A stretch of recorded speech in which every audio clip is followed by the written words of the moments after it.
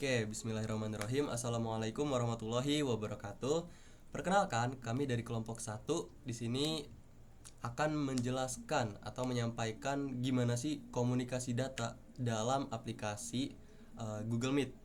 Yang kami pakai ini aplikasi berbasis website ya, jadi Google Meet yang dimana sifatnya tuh real time. Sebelum itu, perkenalkan saya Erevaldo Fabiansyah, lalu ada dua rekan saya yaitu Saya Muhammad Noval Rafif. Saya Dimas Kurnia Chandra. Nah, kami bertiga di sini bakal ngejelasin secara gantian, mulai dari pendahuluannya dulu, lalu nanti ada prosesnya, proses komunikasi data, terus juga nanti kami menggunakan sebuah studi kasus atau sebuah kasus di mana salah satu dari kita ini bakal disconnect atau nanti akan terjadi RTO lah. Oke, jadi sebelum masuk ke pembahasan proses atau alurnya, kita tuh harus tahu dulu tentang Gmeet walaupun sebatas dasar. Jadi Gmeet itu merupakan salah satu alat komunikasi ya ataupun ya layanan komunikasi yang sering banget digunain terutama di perkuliahan, mulai dari untuk kelas gitu kan, kelas online ataupun ada rapat organisasi atau diskusi kelompok seperti saat ini. Ini menggunakan Gmeet. Terus juga ketika kita menggunakan si Gmeet ini tuh sifatnya real time. Jadi komunikasi yang sekarang ini real time seperti yang kalian lihat, tangan ini bergerak real time. Nah, itu jadi pengiriman dan juga penerimaan si datanya itu real time melalui jaringan internet. Karena kami di rumah masing-masing di sini, kos atau lebih tepatnya. Terus selain itu ada beberapa komponen dalam komunikasi data ya. Yang pertama tuh udah pasti ada si sender atau pengirim, lalu ada si receiver atau si penerima, terus juga ada pesan atau data yang dikirim gitu. Seperti kalau di dalam Gmeet ini itu kami ada 3, yaitu bisa teks, ada audio juga, dan juga ada video. Kalau di sini kita lihat, nah aku saya bisa mengirim sebuah pesan ya. Misalnya, nah ini di mereka bakal terkirim juga. Jadi ada teks, nah itu Dimas membalas hai. Oke, jadi karena ini sifatnya real time. Terus terakhir tidak kalah penting yaitu dalam sebuah komunikasi data ada yang namanya protokol. Protokol itu ya aturan atau dasar dari apa ya? Pedoman komunikasi seperti TCP/IP ataupun UDP ya, yang mastiin data yang dikirim itu tuh benar dan terkirim dengan baik. Nah, jadi Gmeet itu bisa dibilang cukup lengkap dalam datanya ya. Dalam satu kali penggunaannya itu tergantung. Misal saya menonaktifkan video, maka di device saya itu nggak bakal ngirim data yang video gitu loh. Dia hanya mengirimkan yang suaranya aja, voice. Oke, mungkin lebih jelasnya nanti itu tuh bakal dijelasin sama rekan saya yaitu Dimas Kurnia Chandra mengenai proses kerja Google Meet. Oke, mungkin boleh kali ya Dimas lanjutin.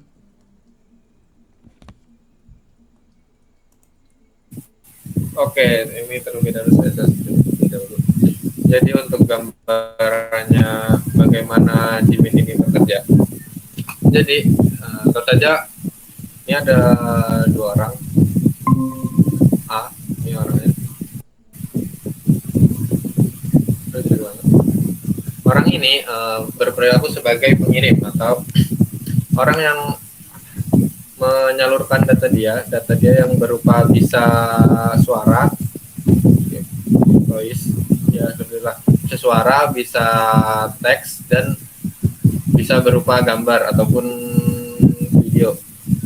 Nah, data-data ini entah itu voice, teks ataupun gambar dan video tadi bakal diubah menjadi paket-paket kecil yang akan disimpan oleh server dari Gmeet-nya ini. Nah, ini ibaratnya aja server. Nah, server ini bakal mengolah data-data yang sudah dikirimkan oleh oleh orang tadi yang sebagai pengirim data tadi yang bakal disimpan di server ini.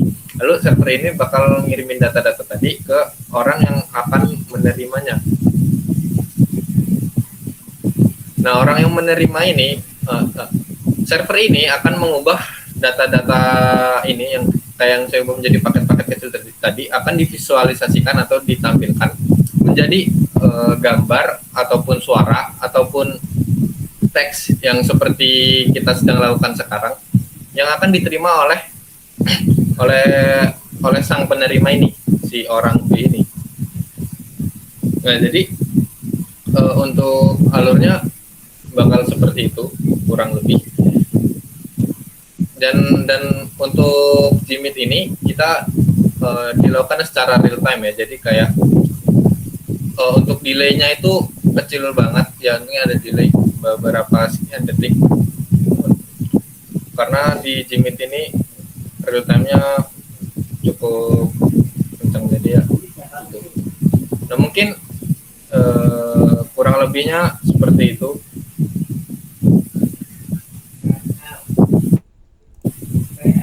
Jadi selanjutnya bisa dilanjutkan dengan studi kasus teman saya Nopal.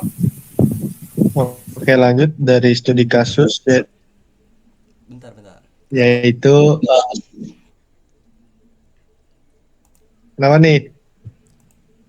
Enggak. Jadi seperti yang katakan Dimas tadi, di Jimit ini juga tetap ada delaynya ya atau jitternya, karena nggak ada yang sempurna jujur aja kalau terkait proses komunikasi data ya yang secara sempurna. Mungkin itu pengaruhnya juga dari internetnya. Seperti yang kalian lihat ini ada delay sepersekian milisecond ataupun detik ya. Nah, di berbagai aplikasi juga begitu, entah itu aplikasi WhatsApp, Instagram dan lain-lain, chat lain. Jadi ya tetap aja ada istilah-istilah seperti jitter, delay dan lainnya. Oke, mungkin nanti kita bakal ngedemonstrasiin tentang paket loss atau disconnect ya. Nah, ini bakal dijelasin sama si rekan saya Noval Rafif, yang mana yang bakal disconnect itu si Dimas. Mungkin Dimas boleh matiin internetnya ya. Jangan leave ininya tapi matiin aja internetnya. Oke ya, ini contoh ketika tidak ada akses internet. 1, 2, 3.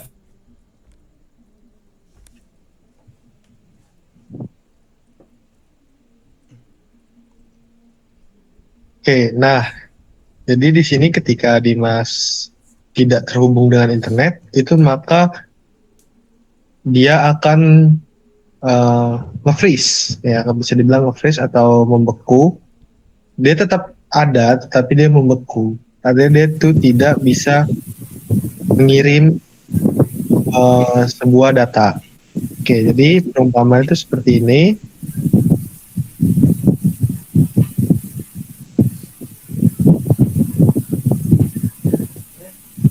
Oke, perumpamaan itu ketika kita bertiga, itu kan di sini ada orang nih 3.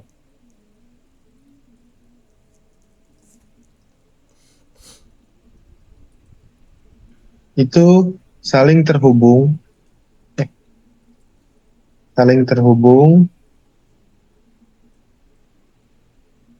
orang.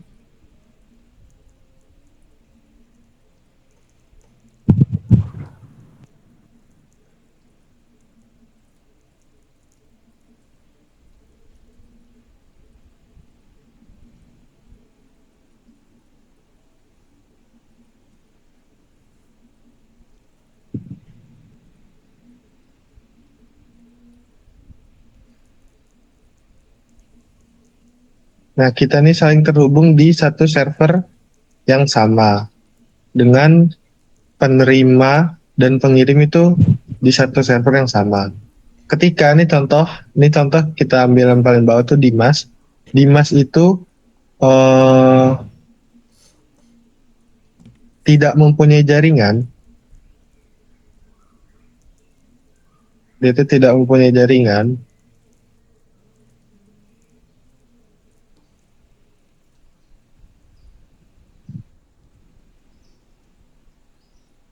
Maka Dimas tuh tidak bisa terhubung. Dia tuh hanya bisa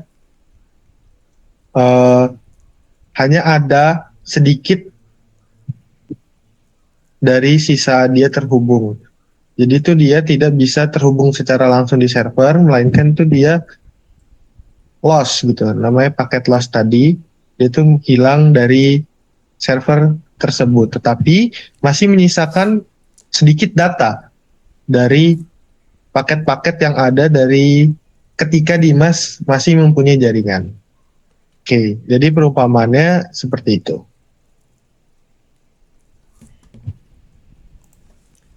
Oke, jadi itu tadi penjelasan tentang ketika ada yang disconnect ya atau terjadi packet loss atau RTO. Oke, ini Dimas beneran disconnect ya, udah masuk lagi. Nah, ini juga terjadi pada laptop saya di mana internetnya terkadang sedikit buffering atau gangguan ya. Jadi ini juga berpengaruh pada internet pribadi. Misalnya internet saya lemah, maka kedua orang ini, Noval Rafif dan juga Dimas Kurnia, di tampilan saya itu bakal nge-lag atau saya tuh gagal nerima paket mereka secara baik gitu loh. Karena internet saya juga gangguan. Begitu juga dengan mereka, ketika internet mereka itu lemah, mereka tidak bisa menangkap sinyal yang aku kirim ini dengan baik. Entah itu bisa jadi aja patah-patah, nge-freeze, ataupun bahkan kameranya tuh mati di tampilan mereka. Seperti yang tadi dijelasin nama saudara Noval ya. Terus juga ketika si internet ini mati, itu nggak melulu tiba-tiba kita menghilang dari Gmitnya atau terputus ya, tapi sinyal-sinyal yang sebelumnya dikirim itu tuh masih ada sisa gitu loh. Nah, sisa-sisa itu yang ngebikin ketika internetnya mati, orang tersebut tampilannya tuh nge-freeze dan ya nggak terjadi apa-apa sampai akhirnya dia keluar dari si Gmitnya atau rapatnya itu sendiri. Oke, mungkin itu aja penjelasan dari komunikasi data di Google Meet ya. Kurang lebihnya kami mohon maaf, kepada Allah kami mohon ampun. Saya Ervaldo Fabiansyah dan dua rekan saya Muhammad Noval Rafif dan Dimas Kurnia Chandra pamit. Wassalamualaikum warahmatullahi wabarakatuh. Terima kasih. Waalaikumsalam.